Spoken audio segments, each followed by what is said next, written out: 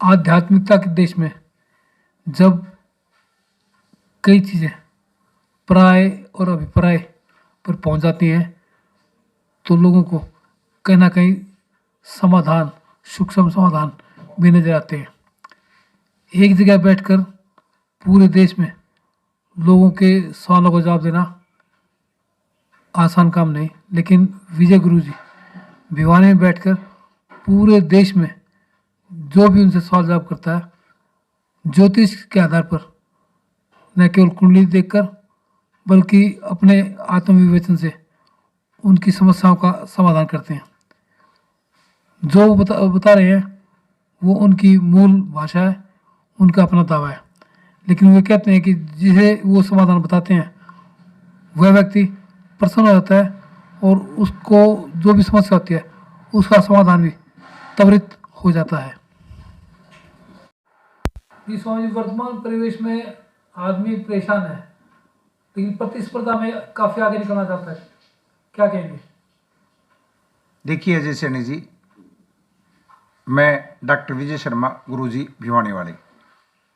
सबसे पहले तो दैनिक जनजागरण का मैं दिल की गहराइयों से धन्यवाद करता हूं कि आपने मेरे को समय दिया और मुझको इस योग्य समझा कि कुछ मेरे से सवाल जवाब किए जाएं।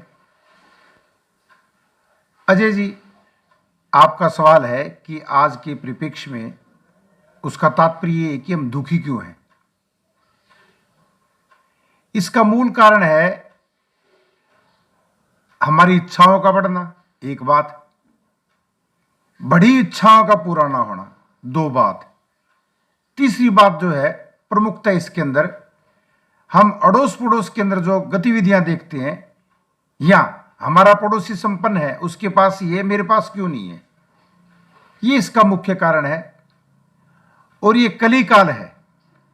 कलिकाल के अंदर राहु जो है प्रधान देवता है कलिकाल के, और कलिकाल की प्रमुख देवी जो है वो शुक्र है, अर्थात लक्ष्मी। अर्थ के बगैर सब व्यर्थ है। राहु दिग्भ्रमित करते हैं, अर्थात भ्रम का काम राहु का है, भ्रम फैलाने के काम, ठीक है जी। और सभी जानते लक्ष्मी के बगैर तो सब कुछ व्यर्थ है। इन दोनों के प्रभाव के कारण जातक जो है लक्ष्मी को पैदा करने के लिए, लक्ष्मी को अर्जित करने के लिए गैर कानूनी काम करता है, गलत कार्य करता है, ठीक है जी। फिर राहु ज्योतिष विद्या के अनुसार शनिदेव का एजेंट है, वो शनिदेव को खबर करते हैं, ठीक है जी। शनिदेव को न्यायाधीश की पदवी मिली हुई है। राहु एजेंट है शनि का, शनिदेव है न्यायाधीश नौ ग्रहों के अंदर। देखिए जज से सभी को डर लगता है, शनिदेव किसी को नुकसान नहीं करती, परंतु न्यायाधीश की पदवी ब्रह्मा की तरफ से उनको मिली हुई है तो न्याय तो करेंगे। जो जातक गलत ढंग से धन अर्जित करेगा तो उसकी रिपोर्टिंग करेंगे राहु और फल देंगे शनिदेव। फलित शनिदेव के माध्यम से होगा तो शनिदेव ने सजा देनी है। फिर उस सजा को जातक भुगतता है जो गलत तरीके से अपनी इच्छाओं की पूर्ति हेतु धन का अर्जन करता है, ठीक है जी। लक्ष्मी भी प्रसन्न नहीं होगी उससे, शुक्र ने भी उसके खराब होना है, अर्थात शुक्र बोले तो लक्ष्मी होगी और घर की स्त्री होगी, ठीक है जी। घर की स्त्री को भी किसी न किसी ढंग से कोई ना कोई रोग शोक ये शुरू हो जाएंगे। देखिए अजय सैनी जी, आप देख रहे होंगे कि बहुत से जातक मैं उनके लिए शब्द इस्तेमाल कर रहा हूं जो दुनियाई भी हैं, हमारे साथी हैं, समाज के अंदर रहने वाले। 25 साल का लड़का सोया का सोया रह गया, 32 साल का लड़का सोया का सोया रह गया, माँ बाप जीवित हैं। रोज आपके न्यूज़पेपर के माध्यम से, आपके चैनलों के माध्यम से ये खबरें मिलती हैं। क्या कारण इसका? इसका मूल कारण शनिदेव का दंड है। दंड किसी भी रूप में दे सकते शनिदेव, वो निर्धारित वो करेंगे, न्यायाधीश हो। राहु ने सूचना दी, शनिदेव ने दंड का निर्धारण कर दिया। तो इस वजह से हम बहुत ज्यादा दुखी हैं। विस्तार से बोलूंगा, लंबा समय लग जाएगा। गुरुजी, बात करें ज्योतिष की, आध्यात्मिकता की, भारत आध्यात्मिकता का देश है, लेकिन लोग फिर भी विचलित रहते हैं। कारण क्या है? देखिए, भारत आध्यात्मिक देश है। अध्यात्म, स्पिरिचुअलिटी की शुरुआत भारत से शुरू हुई थी। ठीक है जी, आदिकाल से भारत जो है आध्यात्मिक है, इसमें कोई संदेह नहीं है। यहीं से अध्यात्म का प्रचार प्रसार पूरे विश्व के अंदर हुआ। श्री कृष्ण भगवान को ले लो, योगेश्वर है वो, श्री रामचंद्र जी हैं। ठीक है जी, तो आध्यात्मिकता में कमी नहीं आई है, कमी आई है हमारे मूल स्वभाव के अंदर। पिछला प्रश्न भी लगभग ऐसा ही था, उसका जवाब भी यही है। हमने अपना स्वभाव परिवर्तित कर लिया है। जिस जातक का जो कार्य था, अपने कार्यों से विमुख होने के कारण भारतवर्ष परेशान है। नहीं, जिसका जो काम निर्धारित है और उस काम को ईमानदारी से प्रत्येक भारत का नागरिक करेगा, तो भारत के अंदर वही काम हो जाएगा जो आदिकाल में था, अर्थात भारतवर्ष सोने की चिड़िया बन जाएगा। ना यहाँ कारोबार की कमी है, ना व्यापार की कमी है, किसी चीज की कमी नहीं है। जरूरत है तो हमारे आत्मबल को बढ़ाने की और आलस को त्यागने की। जब हम आलस त्याग के कर्म प्रधानता की तरफ ध्यान देंगे, तब हर चीज के अंदर उन्नति होनी कन्फर्म है, चाहे वो अध्यात्म हो या आर्थिक हो। जब आर्थिक रूप से हम संपन्न हो जाते हैं, उसके बाद सारे कष्ट दूर हो जाते हैं। मेरा कहना है, बगैर अर्थ के सब व्यर्थ है। गुरु जी, ज्योतिष में सभी समस्याओं का समाधान संभव है? देखिए, ज्योतिष एक ऐसी विद्या है जिसके अंदर 80% तक समाधान संभव है। इस बात को साइंटिफिकली भी प्रूव हो लिया, साइंस भी मान चुका है इस बात को। और जो ये 5 करोड़ रुपया देने का दावा करते हैं ना, ये कौन सी सोसाइटी बना रखी है इन्होंने, जो भी है, मेरे से मिले, मेरे से संपर्क करें। ठीक है कि नहीं? उनका मैं चैलेंज स्वीकार करता हूं। उनके हर सवाल का जवाब दूंगा, 5 सवाल नहीं, हर सवाल का जवाब दूंगा मैं। ठीक है जी। अब ये शापित भी है विद्या। आप पूछेंगे शापित कैसे है? इनको पार्वती जी का श्राप मिला हुआ है ज्योतिष विद्या को। कैसे? वैसे छोटा सा वृत्तांत, आपका समय जरूर लगेगा, लूंगा मैं आपका समय। एक बार आदिकाल के अंदर नारद जी, जो कि ज्योतिष के बहुत अच्छे विद्वान ऋषिगण हैं, नारद जी कैलाश पर्वत पे भोलेनाथ से मिलने गए। भोलेनाथ किसी कार्यवश नहीं थे घर पे मौजूद, तो उनके बेडरूम, सिटिंग रूम, जो भी कह लो, वहां बैठ के वेट करने लग गए। माता पार्वती आधा घंटा 20 मिनट के बाद बाहर आई। माता पार्वती ने नारद जी को प्रणाम किया, पूछा, बोलिए ऋषिवर, कैसे आना हुआ और कब से इंतजार कर रहे हैं आप? मेरे को आवाज मार लेते। बोला, माता आपको आवाज कैसे मार लेता मैं? आप तो स्नान कर रहे थे, आप तो इस परिस्थिति में थे ही नहीं कि मेरे आवाज मारने पे तुरंत आ जाओ। बोली, मैं समझी नहीं आपका कहने का तात्पर्य। बोले, जी आप स्नान कर रहे थे, आप नग्न अवस्था में थे। नग्न अवस्था में थी? बिल्कुल। इस बात को कैसे जाना आपने? बोला, ज्योतिष के माध्यम से। तब माता पार्वती ने श्राप दिया था भी ज्योतिष इतना सटीक भी ना हो कि आदमी के बेडरूम तक, स्नान गृह तक, या जो गुप्त स्थान है वहां तक पहुंचे।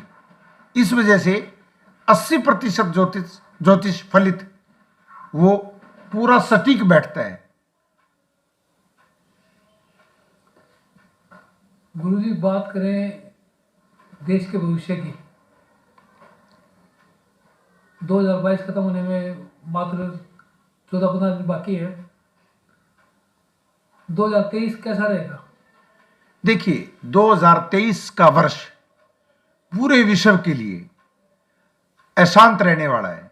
बात को मेरी को नोट करो, आप गौर फरमाओ इस बात पे। पूरा विश्व जो है अशांत रहेगा। विशेषकर जो खाड़ी के देश हैं, विशेषकर खाड़ी के देश, उनमें ज्यादा प्रभाव रहेगा इसका। भारत भी इससे प्रभावित होगा, इसमें कोई संदेह नहीं है। जो है चीजों के रेट फिर बढ़ने हैं। ठीक है जी, जमीन का रेट भी बढ़ेगा और जो भी चीजें ऑयल प्रोडक्ट से संबंधित हैं उनके रेट बढ़ने निश्चित हैं।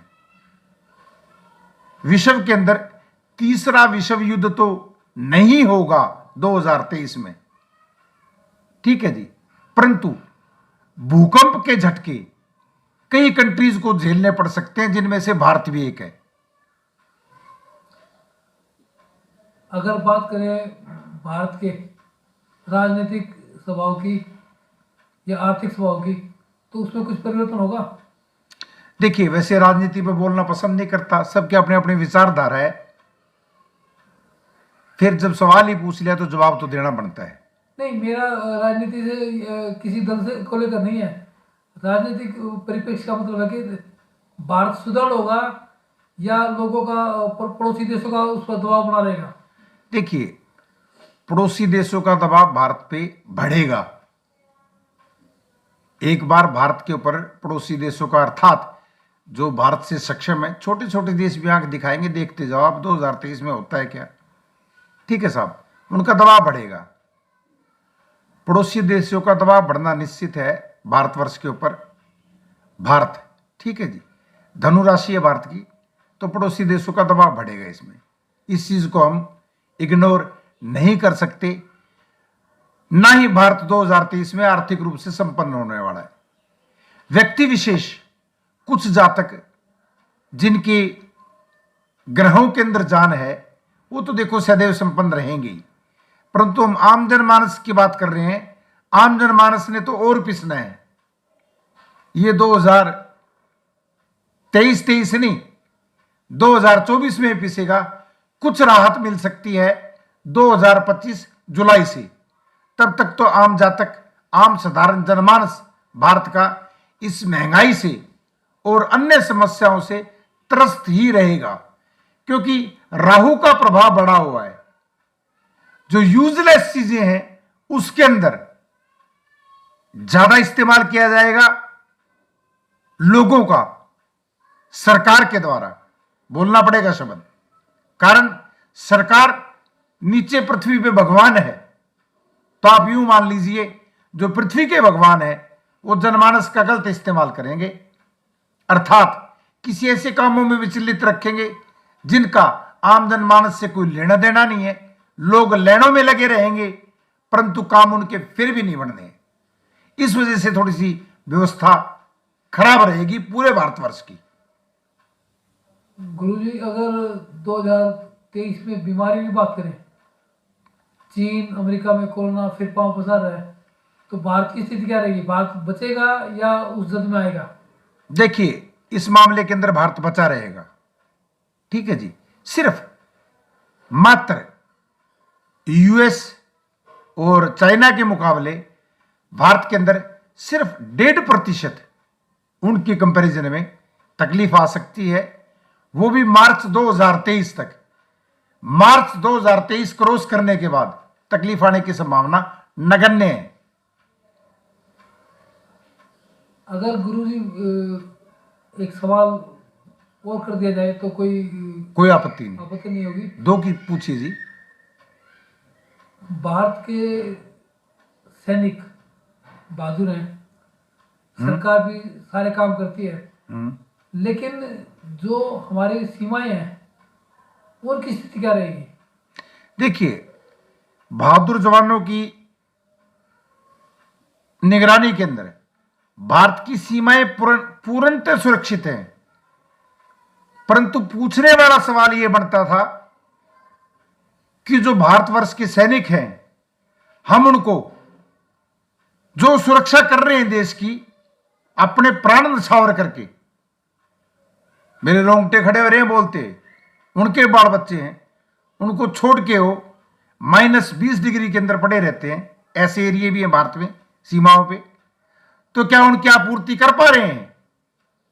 जो हाई कमांड है, जो भी है, नहीं कर पा रही। तो जब तक सीमाएं पूर्णतः सुरक्षित नहीं होंगी, जब तक मिलिट्री के जो जवान हैं उनकी जो जरूरतें हैं उनको ढंग से पूरा नहीं किया जाएगा, मनोबल टूटता है जवान का। जवानों का मनोबल बढ़ाना जरूरी है। जो भी हाई कमांडर, सत्ता पक्ष है, विपक्ष है, जो भी है, मेरे को नहीं पता इन चीजों का, वो ज्यादा से ज्यादा जवानों का मनोबल बढ़ाएं। कैसे बढ़ाना वो जानते हैं। वर्ष 2023 भारत के लिए कुल मिला के कैसा रहेगा? भारत के लिए 2023 कुल मिला के एवरेज रहेगा। हम इसको ये बोल सकते हैं 60%। अच्छा ही के अंदर बोला मैंने, 60% अच्छा रहेगा। 100% रिजल्ट नहीं मिल पाएंगे, ठीक है जी। 60% रिजल्ट जब मिलेगा जब हम 100% कार्य करेंगे। अगर गुरु जी प्रकृति की बात करें तो इस वर्ष बरसात कम हुई, किसान भी चिंतित था, पीने के पानी का अभाव हुआ। 2023 में स्थिति क्या रहेगी? देखिए, मैं इसका तत्काल जवाब देता हूं आपका, ठीक है जी। कोई अभाव नहीं रहेगा। न्यूज़पेपर्स में लेख छाप रहे हो आप भी, ये फसल की पैदावार गेहूं की कम होगी, नहीं होगी। आज से धुंध फोग पड़ना शुरू हो चुका है, ठीक है कि नहीं जी। ये लगभग दिसंबर के पूरे महीने चलेगा, 15 जनवरी तक चलने की पूरी उम्मीद है इसकी। इस बार सर्दी लंबी खींचेगी, ये बात नोट की जाए मेरी, सर्दी लंबी खींचेगी इस बार। तो गुरु जी कितनी लंबी मानते हैं आप, फरवरी या मार्च? मैं मार्च के एंड तक ठंडा मौसम मान के चल रहा हूं, मार्च के अंत तक। और ये धुंध और कोहरा कब तक रहेगा? 15 जनवरी तक, पहले बता दिया जी मैंने। 15 जनवरी तक रहेगा, बिल्कुल रहेगा। इसके बाद कोई उम्मीद है बारिश की? क्योंकि फसल तो जब भी पकेगी जब उस पर कोहरा रहेगा, तेज गर्मी से बचाव रहेगा। हाँ, तेज गर्मी से बचाव रहेगा। मैं बता रहा हूं मार्च तक ठंडा रहेगा मौसम जी। 25 डिग्री से ऊपर जाएगा नहीं मार्च तक, ठीक है जी। और बीच में एक बार जहां हम बैठ के बात कर रहे हैं भिवानी में, यहां का टेम्परेचर, ये पॉइंट नोटेड, इसको नोट करो आप, ठीक है जी।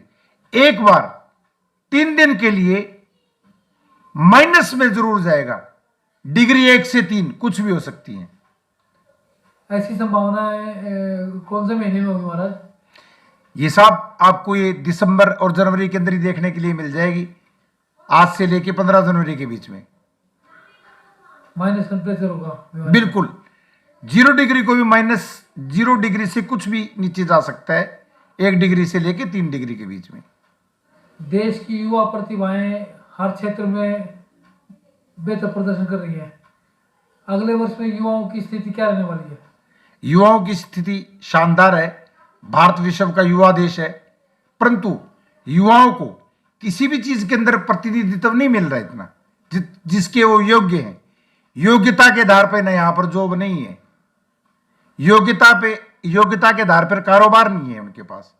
योग्यता के आधार के ऊपर युवाओं को बढ़ावा देने वाला ऐसा कुछ नहीं है जो नौजवान अपनी योग्यता के सहारे प्राप्त करें। पहले देश का ब्रेन ड्रेन हुआ करता था, अर्थात योग्य लोग ही विदेश जाया करते थे।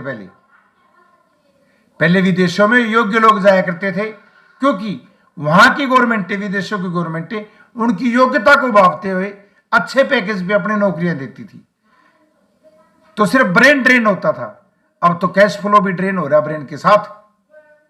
मेरा इशारा समझ रहे होंगे, सीधी बात, नो बकवास। रुपया विदेश में बेशुमार जा रहा है, कोई किंतु परंतु नहीं है। साथ साथ जो भारत का दिमाग सदैव से जाने लग रहा है विदेशों में, ठीक है कि नहीं जी, अभी भी जाने के लिए लग रहा है, परंतु इस बार नया चमत्कार हुआ है कि भारत में से खरबों डॉलर विदेशों के अंदर भारतीयों के सेट होने के लिए लग रहे हैं, 1 नंबर में, सरकार की सहमति से।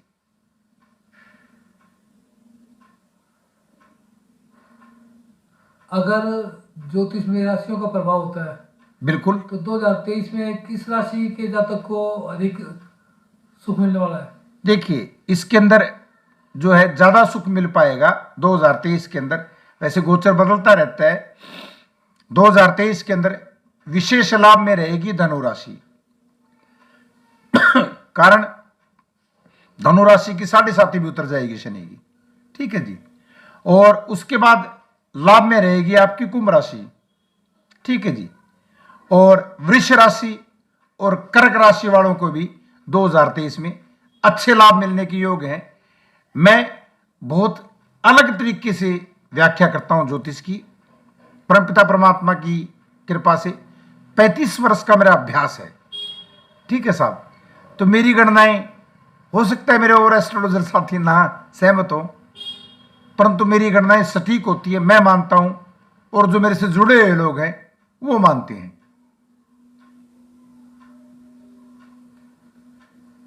अगर नहरों का प्रभाव देखें, हर साल बाढ़ आती है, बिहार जैसे प्रदेशों में हालत खराब हो जाती है, तो नहरों में इस बार बाढ़ आएगी इस वर्ष या कुछ राहत रहेगी? बिल्कुल राहत नहीं रहेगी, नहरों में वैसी बाढ़ आती रहेगी।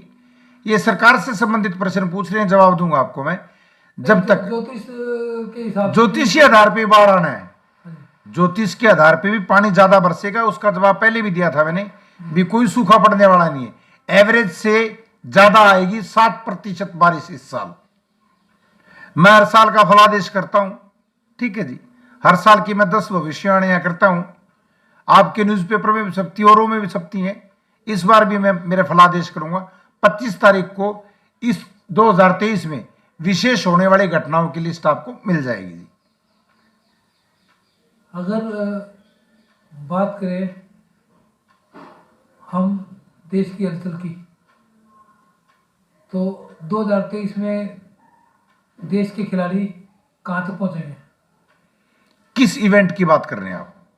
खेल में तो सभी इवेंट आते हैं। देखिए, देश के खिलाड़ी तरक्की करेंगे, इसमें कोई संदेह नहीं है। ठीक है जी, बहुत सी स्टेट गवर्नमेंट्स का और सेंट्रल गवर्नमेंट का खिलाड़ियों के ऊपर अच्छा हाथ है, सिर के ऊपर। तो खेल ने तो तरक्की करनी ही है, चाहे ओलंपिक में से किसी भी खेल को जिसमें इंडिया प्रभाव अच्छा दिखा रहा है, चाहे ये रेसलिंग को बाहर निकाल दें, कोई फर्क पड़ने वाला नहीं है, दूसरा खेल ग्रो कर जाएगा। भारत खेल के अंदर तो विशेष रूप से तरक्की करेगा 2023 में, मेरी बात को नोट किया जाए।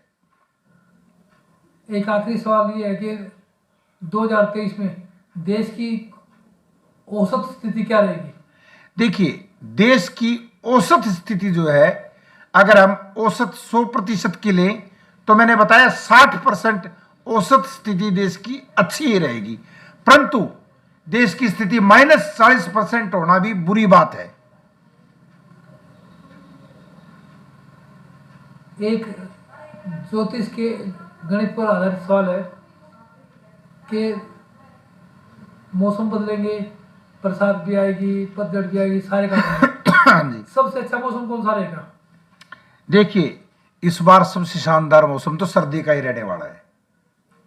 ठीक है जी, उसका मूल कारण ये है, सर्दी मार्च तक खींचेगी। ठीक है जी, अप्रैल के अंदर भी जातक आराम से पंखे में सो सकते हैं, एसी नहीं चलाना पड़ेगा, बिल की बचत होगी बिजली की। ठीक है जी, सबसे शानदार मौसम तो यही रहेगा 4 महीने का। 2023 में सबसे सुगम सौहार्द वाला त्योहार कौन सा रहेगा? 2023 में सबसे सुगम और सौहार्द वाला त्योहार कौन सा रहेगा? वैसे तो भारतवर्ष अपना सेकुलर देश है, सभी त्योहार इसके अंदर अच्छे मनाए जाते हैं। विशेष तौर पे मैं किसी एक त्योहार को लेकर टिप्पणी नहीं कर सकता, परंतु फिर भी मैं ऐसे त्योहार का जिक्र करूंगा जिसको हिंदू, मुस्लिम, सिख, ईसाई सब मनाते हैं। वो त्योहार है दिवाली का।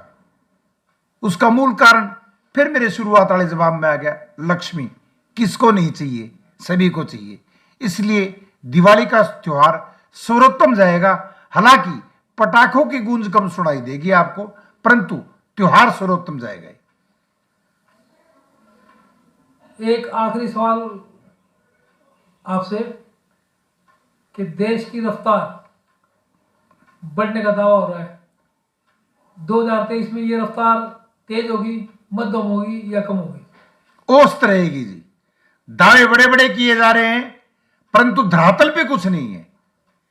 जब तक धरातल पे कुछ निकल के नहीं आएगा, दावों की कोई अहमियत नहीं है। दावा तो मैं भी करता हूं, ब्रह्मा की तरह बताता हूं मैं, परंतु जो मैं बताता हूं धरातल पे दिखाई तो देता है। मेरे गवाह तो मिल जाएंगे जिनको दिखा रहा हूं करके। सीधी सी बात है। मैं डॉक्टर विजय शर्मा, गुरुजी भिवानी वाले।